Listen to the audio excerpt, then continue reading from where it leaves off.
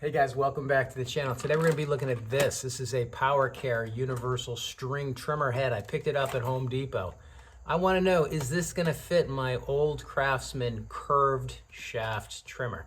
I'm skeptical, but let's find out. All right, so here's what we're looking at, right? This is a quick loading head, and you might ask yourself, why am I not using an Echo speed feed like I have on my Steel? And it's because I know that won't fit. So this is supposed to be universal, says fits gas and select cordless. Of course, my Craftsman trimmer's a gas, and it on the back works with all gas models. So why am I skeptical? Well, looking at the back of this is why I'm skeptical, because I know from just looking at this, I know it's not going to work. There's a whole bunch of adapters in here. We'll take a look at those adapters in a minute. But here is my curved shaft Craftsman trimmer. This thing is just a backup for me at this point. I have it around. I have kept it around because it's convertible, and on the other end of this, I have a little chainsaw that I can plug in and a tiller, so I use it for that. But lately, I've been needing to have it as a backup trimmer. And you can see this thing is, 15, 20 years old. It's been through the wars with me. And when you take one of these apart, basically what you're looking at, there's a retaining washer on this shaft, and that's all that holds the whole thing together. When you pull that off of there, this comes off, and you can see it's got a head that accepts the nut that's on the end of the flexible shaft that spins. So the question is this guy gonna have an adapter that lets me use it with this? Well, let's find out. All right, so now looking at the instructions, that I've opened this thing up, and I'm trying to be gentle because I might have to return it. You got 3 installation styles. Number 1 is where you lock the shaft and you have a male threaded end sticking out. Well, that ain't me. Number 2, where the head is removed without locking. Yes, and the trimmer shaft has a long female threaded end. Yeah, that's what I've got. All right, so this has got to be it. Number 3 says, well, you've got to lock the trimmer shaft and you've got a long male, so that isn't it. So this is the only one that's going to work. This diagram doesn't make a lot of sense to me since it shows a male end, but basically unscrew the knob, remove the whole trimmer. We did that. And then unscrew the shaft extension. So let's take this off and see if there's going to be an adapter that's going to allow me to have this thing work. All right, guys, now I've seen a lot of crazy things. I've been doing DIY stuff since I was, let's say, 10. Right, so remove the nut from the shaft. Sounds pretty straightforward. Let me show you what I got. All right, so here's my shaft with the nut off of it, and you'll notice these are not threads, it's knurled. And you're probably wondering, how did I get that nut off of there? Well, I didn't know that that was knurled, and that nut didn't want to budge, so I heated it up. And here's what's left of it. So not really a nut at all, but basically looks like solder around that shaft in the shape of a nut to mate up with this. This has gone beyond a simple DIY job at this point. All right, now it's obvious to me that this trimmer wasn't made to be taken apart any further than I have it apart.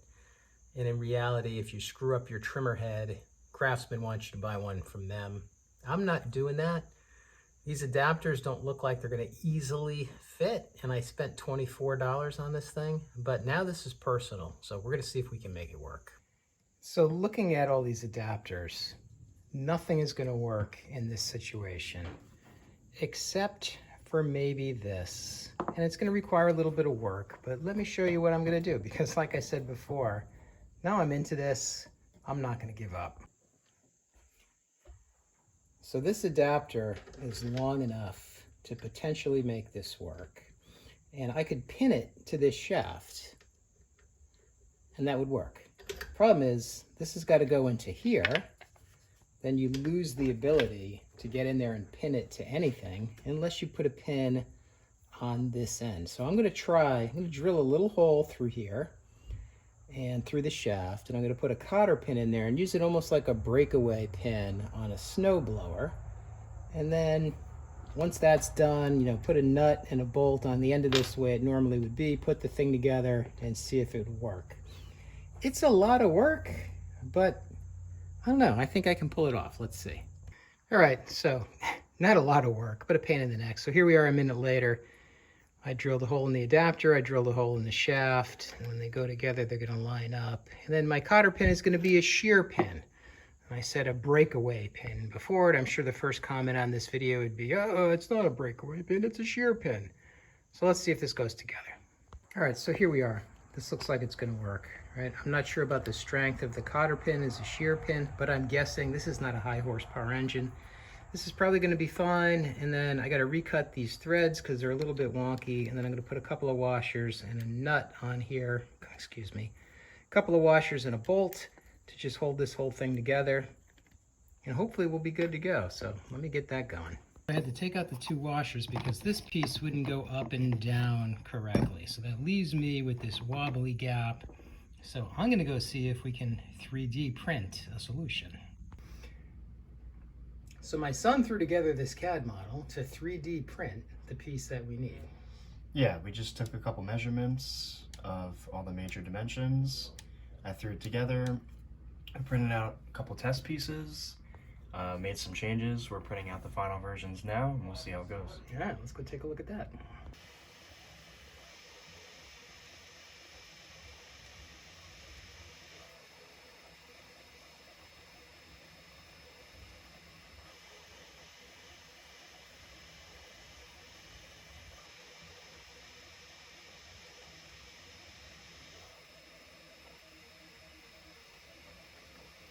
So here's the 3D printed solution right off the machine. So this is the right diameter to slide in here, slide over the cotter pin, close that gap, and then I can drop in the nut. Excuse me. I can drop in the bolt. And when we tighten everything down,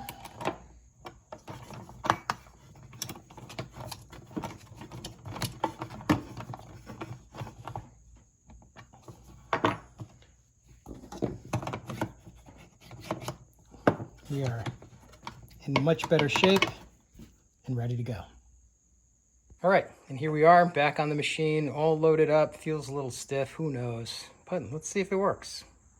All right, so here we are. We're hooked up, got some line out. Let's see if it works.